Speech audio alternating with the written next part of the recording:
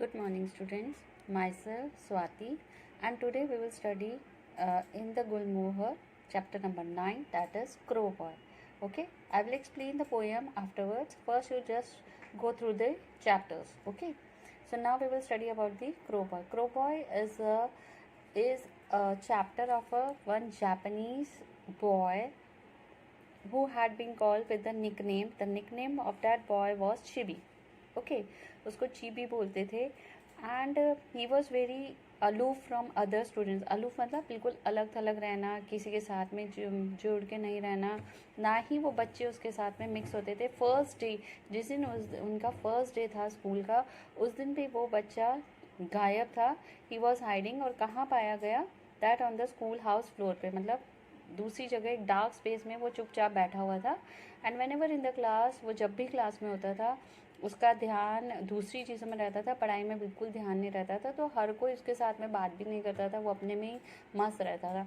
तो जब 5 साल उसके इसी तरह से निकल गए, वो सिर्फ एनिमल्स की वॉइस को सुनता था, अकेला स्कूल आता था, अकेला स्कूल से जाता था. मतलब डॉन एंड सनसेट के समय, डॉन मतलब सुबह का समय जब स्कूल आता था तब भी वो माउंटेन साइड जाता था, बस इधर उधर देखता हुआ आता था. सनसेट होता था तब वो अपने घर की तरफ जाता था, लेकिन कोई उसके साथ हमेशा वो अलग अलग थलग रहता था. राइट. देन इसके बारे में बताया कि 5 साल बाद उनके एक नए टीचर आए थे. ओके, उन टीचर ने उनको शौक था बच्चों को कि जब भी उनकी पढ़ाई ख़त्म होती थी उनको माउंटेन साइड पे ले जाते थे. तो दूसरे बच्चे तो वहाँ जाके खेलते थे, लेकिन जो उनके टीचर थे वो इस चीबी से अकेले में बात करते थे. और ये बच्चा जब उस चीबी से जब वो बात करते तो उनको मालूम पड़ा कि उसको उनके स्कूल के जो पटैटो से जंगली पटैटोज़ है, टमाटोज़ है, बहुत सारे वेजिटेबल्स के उनको बारे में पता है. तो उनको क्लियरिटी हो गई कि ये बच्चा बहुत ही अलग बच्चा है, बहुत ही होशियार इंटेलिजेंट बच्चा है. तो जब उनके स्कूल में प्रोग्राम हुआ तो स्टेज पर चीबी को उन्होंने प्रेजेंट किया. जब चीबी को और लोगों ने, ऑडियंस ने, सब ने देखा तो दे were shocked, they were surprise कि ये क्या बोलेगा, इसको तो कुछ आता जाता है नहीं, ना पढ़ना आता है ना कुछ आता है, what he will do in the on the stage. लेकिन उस बच्चे ने जब वो स्टेज पे आया उसने अलग अलग क्रोज़ की वॉइस निकाली. एक न्यू बॉर्न क्रो की आवाज़ निकाली कि किस तरह से वो बोलता है, फिर मदर क्रो की निकाली, फिर फादर क्रो की निकाली. ऐसे करके उसने कई सारे, मतलब क्रो की कई तरह की वॉइसेस निकाली कि मॉर्निंग में जब वो सुबह का टाइम होता है तो वो किस तरह से वॉइस निकालते हैं, जब सनसेट का टाइम होता है तो वो किस तरह से वॉइसेस निकालते हैं. ये सब देख कर जितने भी ऑडियंस थे वो सरप्राइज हो गए, शॉक हो गए कि चीबी बहुत ही होनहार, बहुत ही अच्छा बच्चा है, इंटेलिजेंट बच्चा है. जब वो माउंटेन्स पे अकेला घूमता था, इसका मतलब वो उन वॉइसेस को सुनता था और उन वॉइसेस को अच्छे से देखता था और उसके ही उसने उनकी इमिटेट की, उनकी नकल उतारी. इमिटेट होता है नकल निकाल. तो तब से उसको जितने भी लोग वहाँ के थे, जिस जगह पर वो रहता था, वहाँ के लोग अब उसको निकनेम चीबी से नहीं बुलाते हैं, बल्कि उसको किस नेम से बुलाते थे? Crow boy. क्योंकि वो सारे क्रोज़ की हर तरह से हर एक आवाज़ को वो पहचानता था. और उसमें जब जब उसको सब लोग फिर निकनेम से क्रो बॉय बुलाने लगे, वो अपने आप को बहुत प्राउड फील करता था. This is the story about this crow boy. Now we will study about this chapter. On the first day of our village school in Japan, there was a boy missing. Okay, first day था उनके village के school का. Japan में एक boy missing था. He was find hiding in the dark space under the school house floor. मतलब वो पाया गया कहाँ पे? एक बिल्कुल अंधेर जगह पे, स्कूल हाउस के फ्लोर के वहाँ पे, यानी कि ज़मीन पर बैठा हुआ, एकदम डार्क एरिया में वो बैठा था. None of us knew him, कोई भी उसे नहीं जानता था. But we immediately nickname him, लेकिन इमीडिएटली एट वंस सब ने उसका क्या नाम डाल दिया? Chibi, as he was very small, क्योंकि वो बहुत छोटा था. Chibi was a strange boy, मतलब बहुत अनोखा था, बहुत डिफरेंट बॉय था. He would watch the ceilings और his wooden desktop with great interest for our.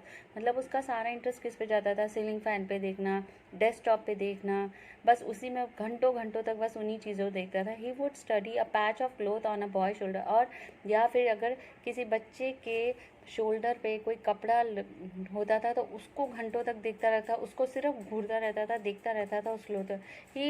He would look out of the window all round the year and find delightful surprise even when A train. मतलब और घंटों तक, मतलब school में class चलती रहती है और खिड़की के बाहर बारिश होती है तो बारिश को देखता रहता, बड़ा सरप्राइज होता और उस बारिश को ही देखता रहता. पूरे साल वो सिर्फ विंडो के बाहर देखता था, पढ़ाई में बिल्कुल ध्यान नहीं था.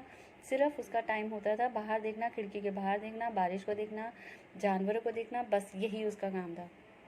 On the playground, if he closed his eyes, Chibi could hear many different sounds near and far. He could hold and watch insects and grubs which we not even look at. मतलब playground के time पे सब बच्चे खेलते थे, लेकिन ये अपनी आंखें बंद करके क्या सुनाई करके किसको सुनता था? डिफरेंट साउंड, अलग अलग साउंड्स वो गार्डन में प्लेग्राउंड में जाके अलग अलग साउंड्स सुनता था इंसेक्ट्स की एंड ग्रब्स मतलब होता है लावा ऑफ एन इंसेक्ट। लावा मतलब जब इंसेक्ट जब बच्चा होता है, जब वो पैदा होता है, जब उसकी जो आवाज़ होती है बच्चे की वो उनको सुनता था, जो कि हम ध्यान ही नहीं देते थे, और वो बच्चा उन सब आवाज़ों पर ध्यान देता था और उनको ध्यान से सुनता था।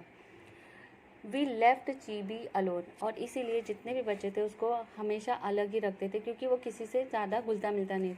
ही trust to school and went back home in his own every day, और रोज़ वो स्कूल पैदल अकेला जाता था माउंटेन्स की तरफ से, और आता भी अकेला था। लर्निंग नथिंग इन क्लास, और कुछ भी नहीं पढ़ता था वो क्लास में। And so 5 years pass till we reach the 6th grade, the last class in school.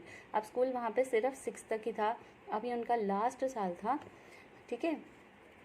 सो वो सब बच्चे लास्ट क्लास था और वहाँ पे पास कर करके वो लास्ट क्लास में स्कूल के में आए थे, ठीक है। मिस्टर इसोप, अब उनके कोई नए टीचर आए थे। मिस्टर इसोप कर was a friendly man with a kind smile, बहुत ही फ्रेंडली थे वो बच्चों के साथ में, और बहुत ही दयालु किस्म के थे। He frequently took us to the hill top behind the school, और वो ज़्यादातर फ्रीक्वेंटली मीन ज़्यादातर हिल टॉप पे ले जाते थे, यानी माउंटेन्स की टॉप पे ले जाते थे, जो कि स्कूल के बिल्कुल पीछे की तरफ था, ठीक है। While we played he often spend time talking to Chibi, जब सारे बच्चे उधर खेलते थे तब वो किससे बातें करते थे? चीवी से बात करते।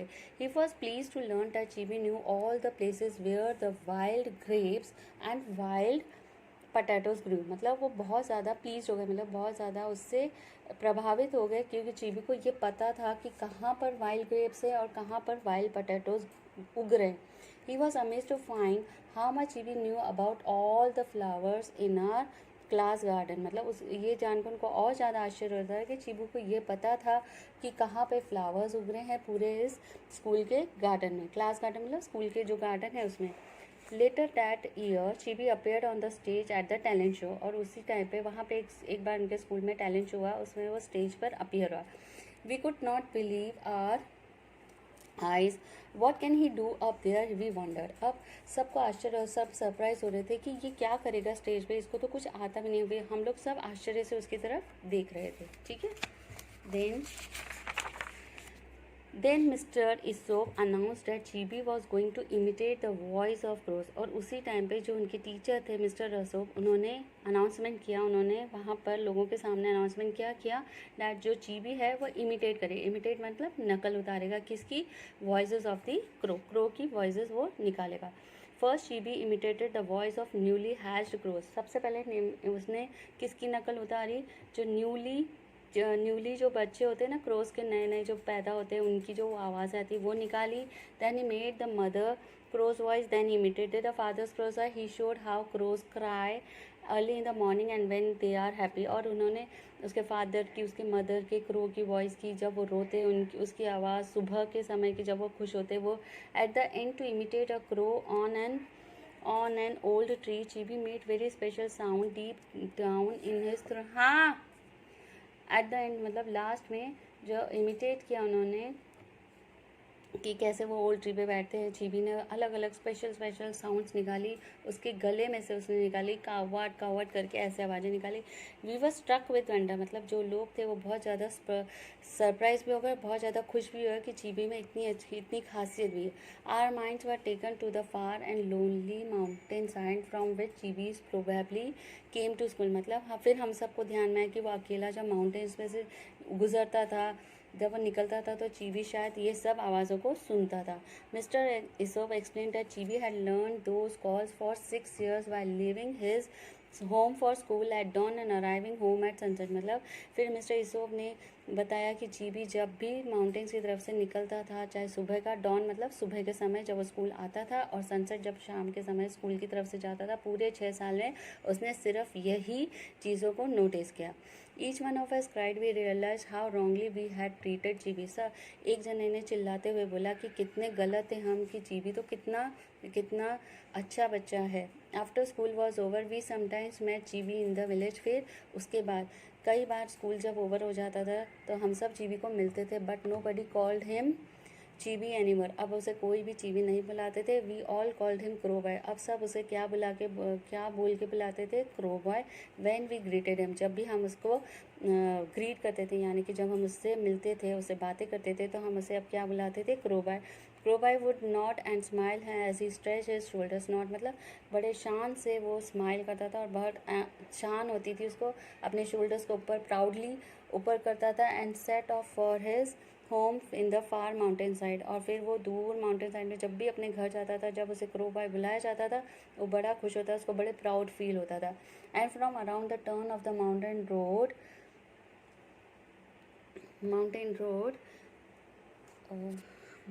and from the turn around the turn of the mountain road would come a crow called the happy one। और इस तरह से उसने उसका जब भी माउंटेन रोड की तरफ से आता था वो क्रो को कॉल करता था और फिर वो क्या बोलता था? द हैप्पी वन, मतलब वो बड़ा खुश होता था जब उसे किस नाम से बुलाया जाता था? क्रो के नाम से बुलाया जाता था, उसको बहुत ज़्यादा प्राउड फील होता था। I think you had understand this story about the crow boy. Please go through this chapter again. Thank you and have a nice day, children.